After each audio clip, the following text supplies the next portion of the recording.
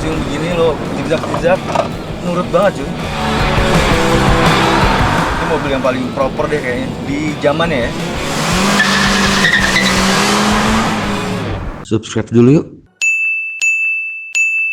Oke, lanjut.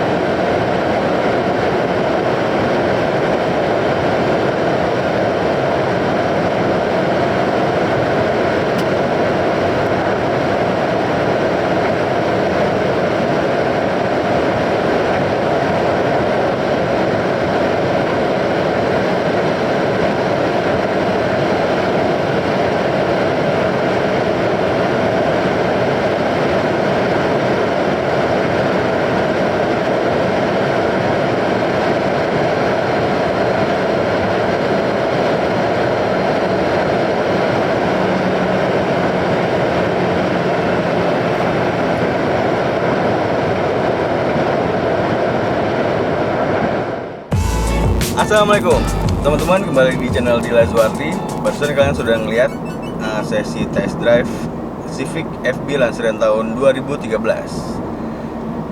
Yang gue tes ini unitnya manual transmission iVTEC 1800 berkode mesin R18Z1 kalau nggak salah.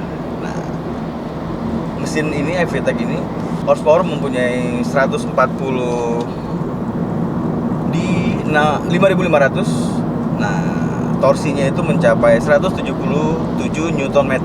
Yang gue rasain tadi tuh ciri khas Honda ya. iVTEC-nya pas lagi gue berakselerasi itu ada letupan-letupan tenaga yang menyemburkan tenaga di setiap putarannya.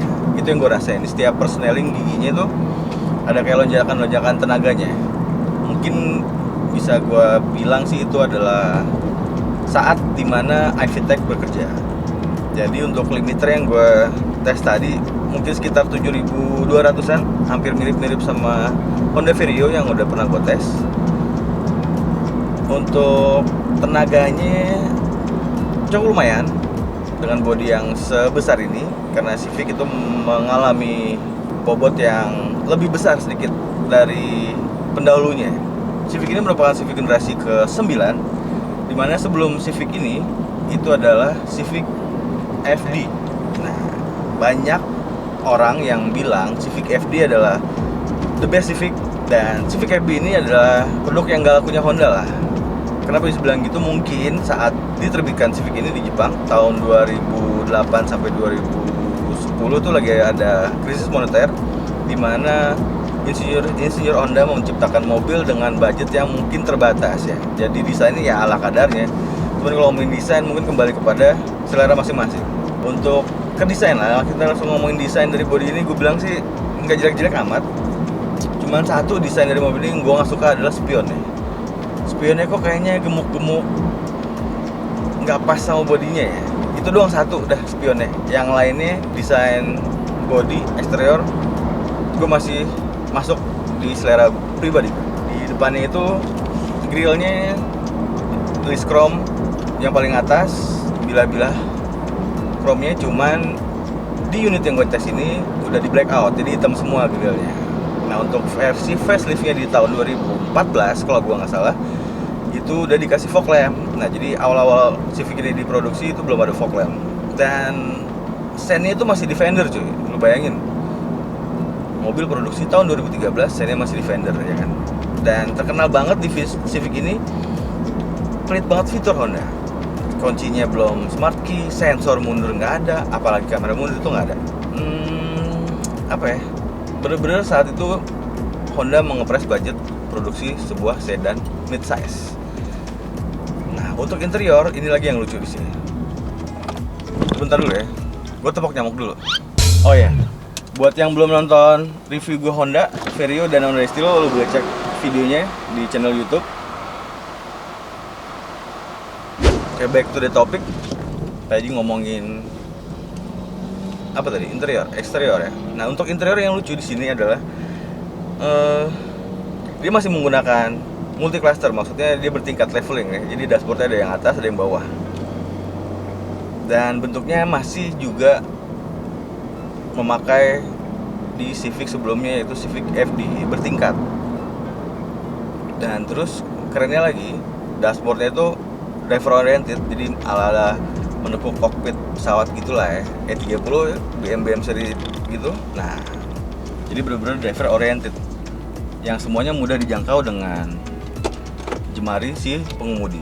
Di sini pas di klaster bawah itu ada RPM, ada klaster-klaster penunjuk komputer mesin, ada lampu, semuanya sini ada. Nah, di klaster yang keduanya lo bakal ketemu sebelah kiri itu MID yang agak sedikit besar.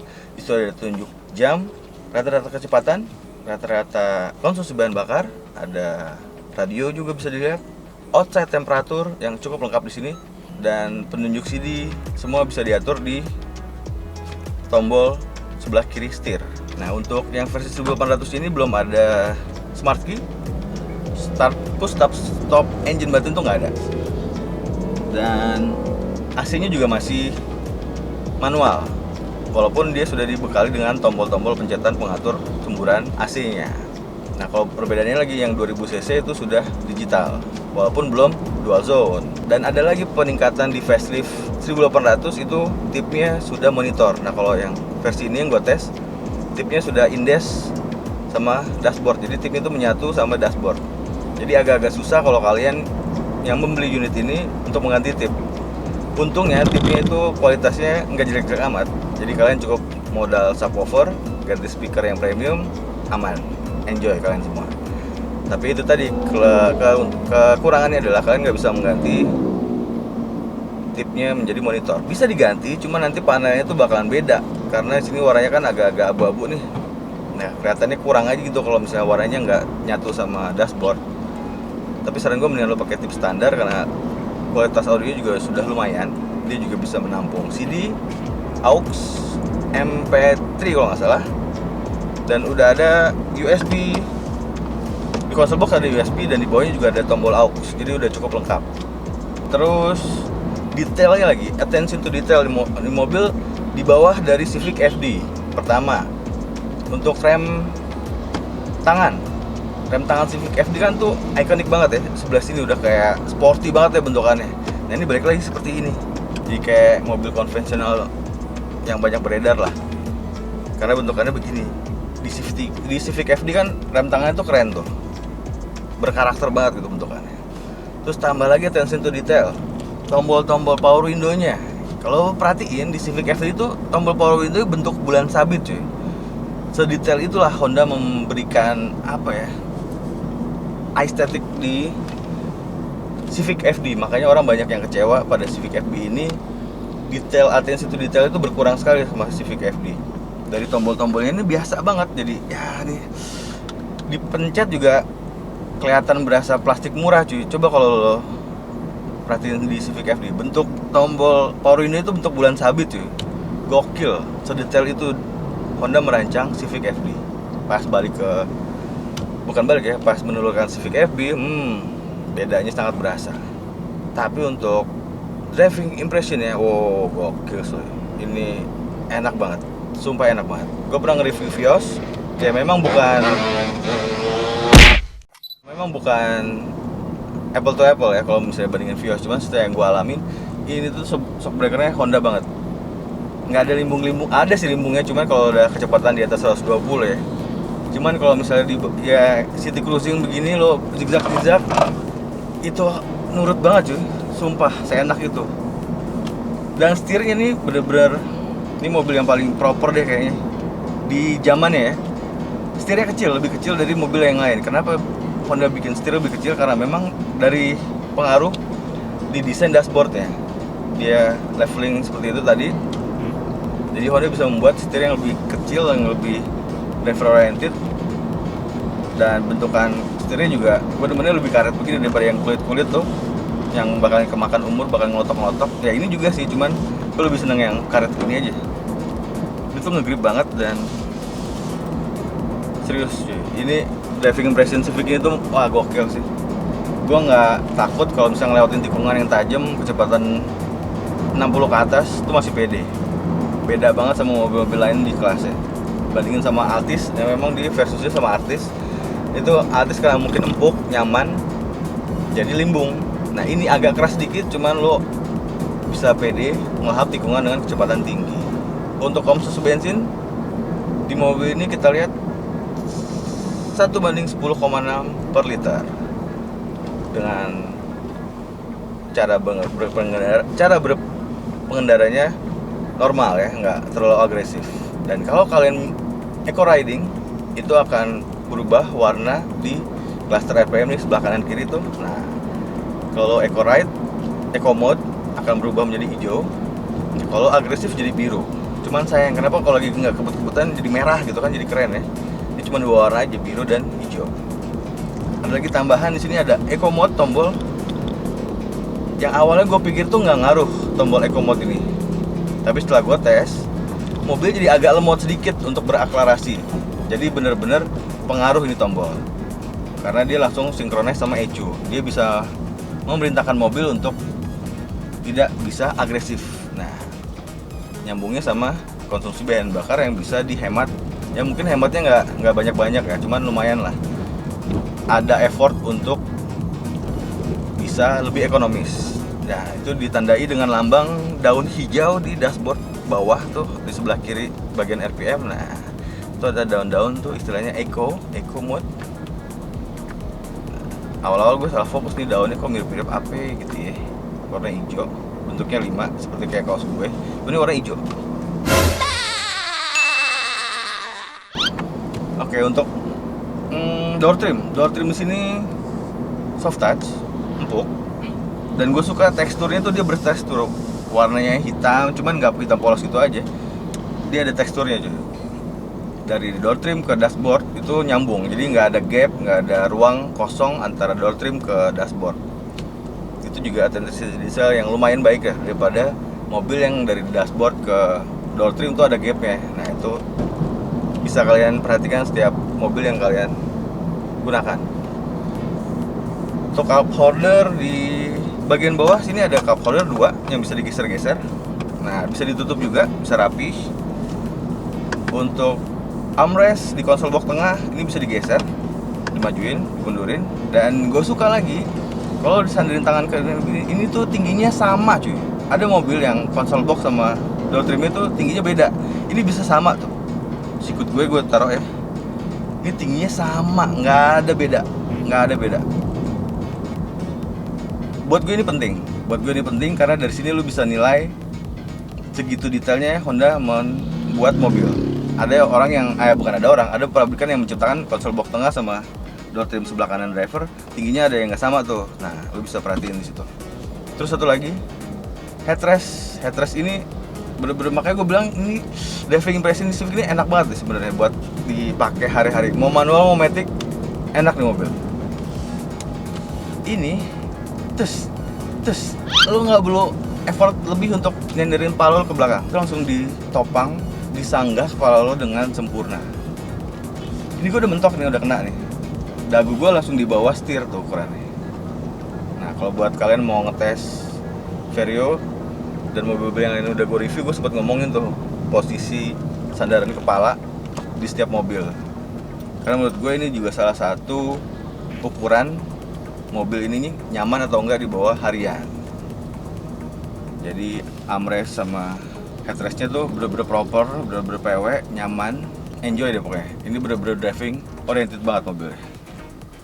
Terus dia karena udah pakai ABS, lu nggak bakal khawatir untuk ngebut, karena makin tinggi kecepatan lo, IPS akan memberatkan kemudi setir daripada kalau nggak pakai ABS kan enteng tuh. Nah, bikin lo nggak pede kalau ngebut.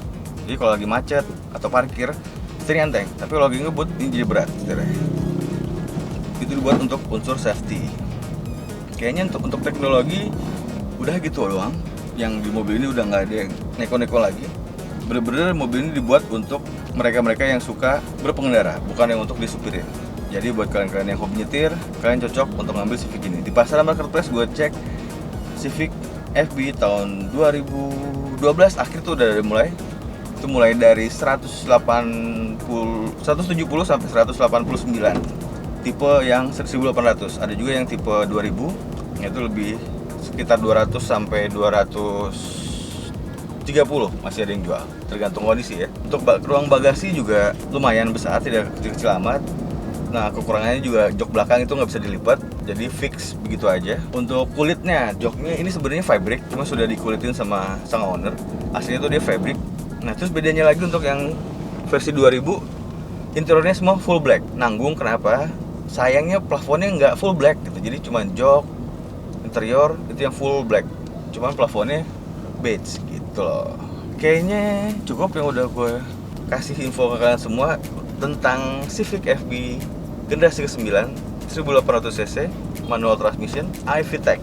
Nah, mungkin jika kalian mau nambahin info atau mau koreksi atau mau pertanyaan bisa langsung di kolom komentar, nanti gue bantu jawab. Buat kalian, terima kasih yang udah subscribe di channel gue. Yang belum, tolong dong di subscribe, like, komen, share juga boleh. Kalau misalnya nggak suka, dislike juga nggak apa-apa.